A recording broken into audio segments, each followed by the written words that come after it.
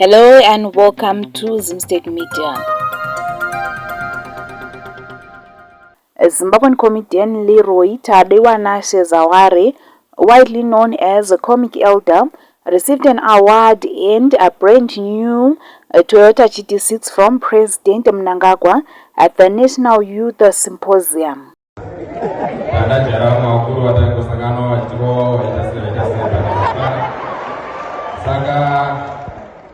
Ndikukumbira kuti andi president manzwa vari kunondipa chipoka vachandipa adresi chiba panapa zvoti chikatadza kuya ndichateera.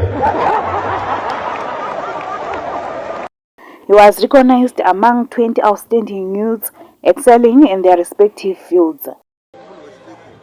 I think semunhu wechidiki ndonyanya yekushanda nesimba plus nenyaya yekuziva zvinhu zvekuitawo ndosaka ndazopuwa mukombe uyu plus nedouble cab. Ngatisangoti mukombe chete nemota bhozi yangu yanga iri diki nekutoti ndaitoti kana ndikada kunonangana musikana anogara kumusha waitongoti ngatisangane mutauni but uzoenda nedouble cab kana kubuda kana Monday kana Tuesday or Wednesday kwakutongoenda.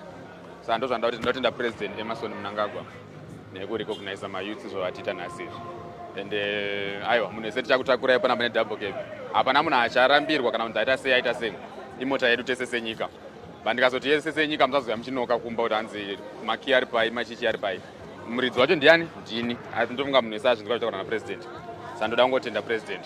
Thank you so much President Emerson Mnangagwa. Thank you. For more stories, please do like and subscribe to Zimstate Media.